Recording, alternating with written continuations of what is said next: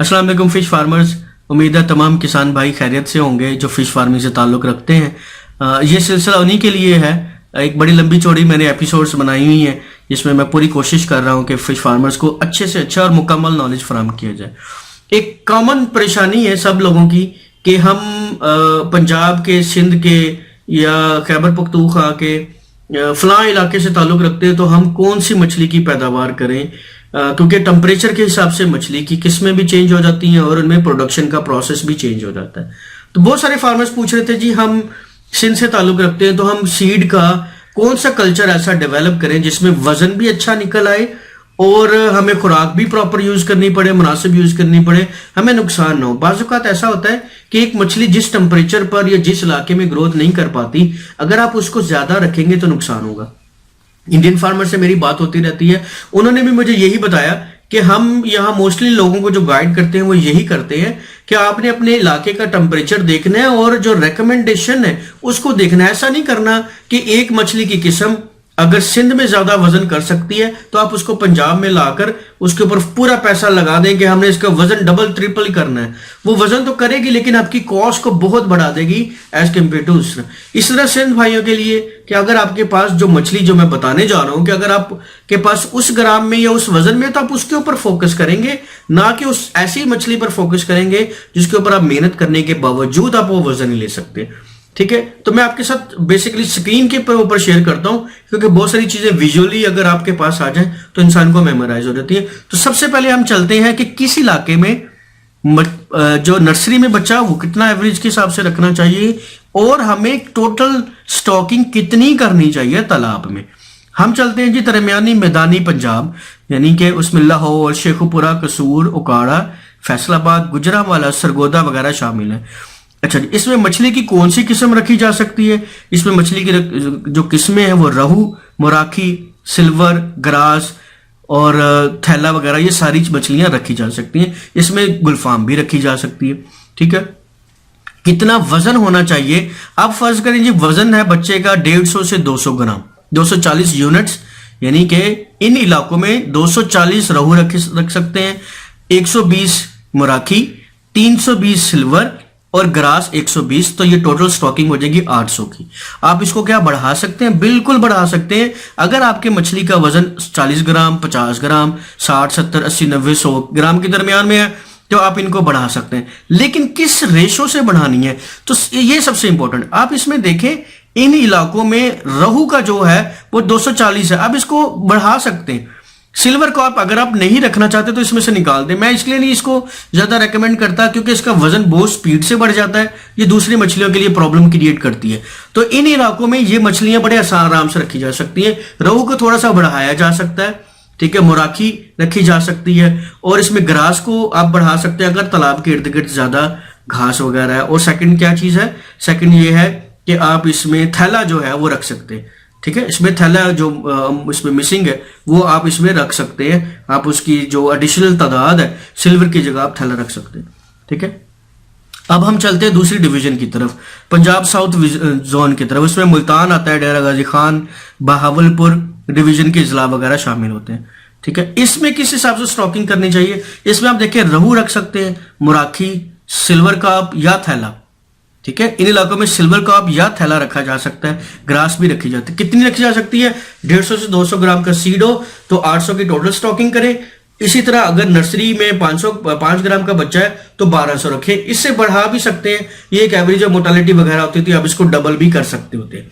ठीक है, इसको 2000 तक लेके जा सकते हैं या इससे भी ज्यादा रखा जा सकता है जैसे मैंने आपको पिछली वीडियो में रखा।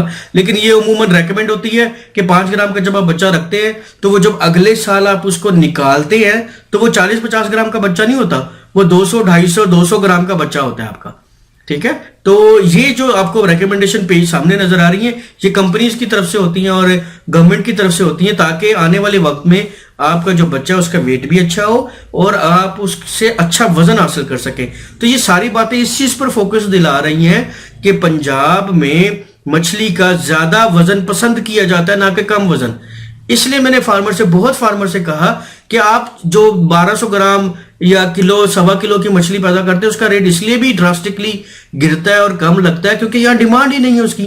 वो फिर आउट ऑफ स्टेशन जाती है, आप शहर से बाहर जाती हैं, इलाके से बाहर जाती है। यही आपके 2 किलो वजन हो, 4 किलो वजन हो, 3.5 किलो, 3 किलो, 2.5 किलो वजन हो, तो इस मछली को बहुत पसंद किया जाता है। ठीक है, तो ज्यादा वजन वाली मछली पाकिस्तान में बड़े शौक से खाई जाती है। ठीक है, अब हम चलते हैं पोठोहार के इलाके में। पोठोहार जोन में उसमें झेलम, रावलपिंडी, अटक, चकवाल वगैरह के जिला आते हैं। इसमें जो सिचुएशन के हिसाब से मछली की रिकमेंडेशन है वो रहू कम है। मैंने बड़ी जगह लोगों को, अच्छा ये जो आपके साथ सजेशन शेयर की जा रही है ना स्क्रीन पर, ये ऐसे नहीं कि प्रैक्टिकली शामिल नहीं, नो नो नो। मेरी कई फार्मर से बात हुई, उन्होंने मुझे यही बताया कि हमारे यहाँ रहू की ग्रोथ कम है, हमारे यहाँ सिल्वर बहुत ग्रोथ करता है, थैला बहुत ग्रोथ करता है, बड़ा वजन निकलता है और यहाँ बड़े शौक से खाया जाता है। ठीक है, तो आप उसकी रिकमेंडेशन में देखें, रहू 120, मोराकी 120, सिल्वर कार्प 240, ग्रास कार्प 320। इसमें सिल्वर कार्प के साथ आप बिग हेड भी रख सकते हैं। टोटल 800 की स्टॉकिंग, इसमें आप देखें थैला निकल गया। ठीक है, थैले की जगह आप सिल्वर कार्प भी रख लें और बिग हेड भी रख लें। लेकिन क्या इनमें चेंजेस आ सकती हैं? बिल्कुल आ सकती हैं। जैसे मैंने कहा था, आप अपनी मार्केट की सिचुएशन को रीड करते हैं, उस हिसाब से इसमें मछली डालते हैं। ठीक है, आपके यहाँ सिल्वर अच्छी चल रही है, थैले अगर थैले का रेट कम है, थैले का वजन भी कम निकल रहा है, तो आप थैले को कम कर लें, रहू को एडजस्ट करें। ये 800 को मैं फिर बताता जाऊं, ये 800 की स्टॉकिंग उन फार्मर्स के लिए है जिनका सीड 150 से 200 ग्राम का है और उनका एवरेज जो कम से कम वजन निकलेगा वो 2 किलो की एवरेज निकलेगी। मछली निकलेगी 2.25 किलो की, 2.5 किलो की, इससे ऊपर की निकलती है। 3 किलो की मछली भी निकलती है। अल्हम्दुलिल्लाह हमारे फार्म से बड़ी अच्छी वजन के साथ मछली निकली है, जहां हमने सीड को अच्छा डाला है। ठीक है, तो अगर आपका सीड इससे वजन से कम है, जैसे 40 ग्राम है, 50 से 60 है, आप क्वांटिटी बढ़ा ले, 1200 की स्टॉकिंग कर ले। उसके लिए फिर आपको मेरी पुरानी वीडियोस देखनी पड़ेंगी, उसमें कुछ नई चीजें आ जाती हैं, कोई नए मसले मसाइल आते हैं, लेकिन आप उसको बेहतर तरीके से परफॉर्म कर सकते हैं। ठीक है, तो उम्मीद है ये आपको एक हेल्प करेगी। तो उम्मीद है आज की ये वीडियो जो है इसमें थोड़ा सा आपको आइडिया हो गया होगा कि स्टॉकिंग, अच्छा ये स्टॉकिंग मैंने अगेन इसको एक्सप्लेन करता चलो जाऊं, ये कोई लाजमी नहीं कि आपने यही स्टॉकिंग करनी है, आप इससे बढ़ा सकते हैं, आप इसको बढ़ा सकते हैं। लेकिन सबसे मसला बड़ा आता था कि किस रेशो से बढ़ानी है, तो रेशो आपको समझ आ गई होगी कि कौन से जोन में मछली की फेवरेट, कौन से उस इलाके में कौन सी मछली सबसे ज्यादा ग्रो करती है। ठीक है ना, अब आप देखें कि ग्रास कार्प अगर फर्ज करें पोठोहार के जोन में ज्यादा वजन करती है और वो रहू के ऊपर फोकस करेंगे तो नुकसान उठाएंगे।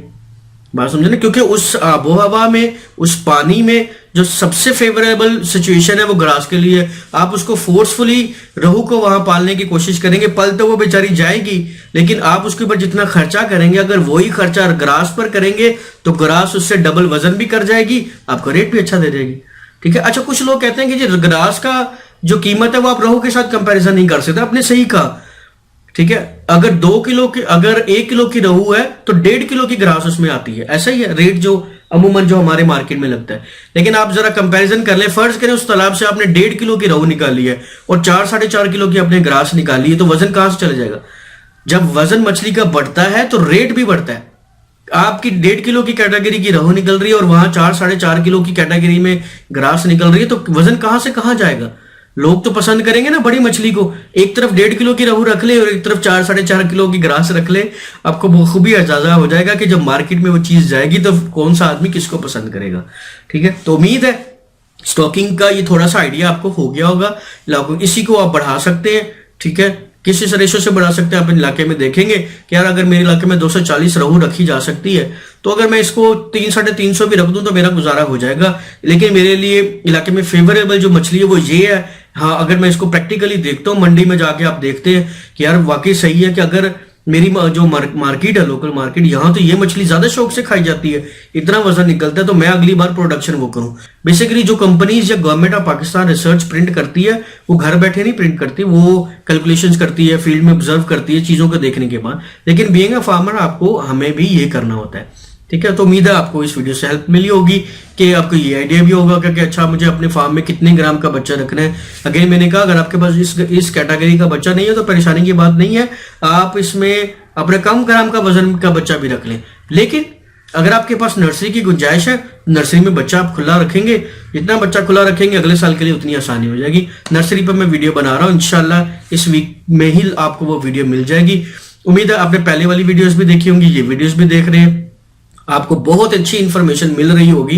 पूरी कोशिश है, जितना एक्सपीरियंस है, जितना नॉलेज है, जितनी इन्फॉर्मेशन है, जितनी रिसर्च पढ़ी है, चीज़ों को देखा है, फील्ड में प्रैक्टिकली की है, आपके साथ शेयर करूं और आपको अच्छे से अच्छा नॉलेज है। इसको उम्मीद है पूरे यूट्यूब में और पूरे जगह पर आपको इससे कंप्रीहेंसिव और इतनी तफसील से वीडियोस नहीं मिलेंगी। उम्मीद है आपको हमारी वीडियोस पसंद आ रही होंगी। तो इस वीडियो को भी जरूर लाइक करें, शेयर करें, सब्सक्राइब करें हमारे चैनल को, दूसरों तक भी इंफॉर्मेशन शेयर करें, फेसबुक पर, व्हाट्सएप पर, दूसरे ग्रुप्स में भी इस लिंक को शेयर किया करें ताकि जो फार्मर्स हैं, आने वाले नए फार्मर्स हैं, उन तक हमारी मैक्सिमम इंफॉर्मेशन पहुंच सके। ठीक है जी, तब तक के लिए इजाजत है। वस्सलाम, अल्लाह हाफिज। इंशाल्लाह आपसे नेक्स्ट वीडियो में मुलाकात होती है।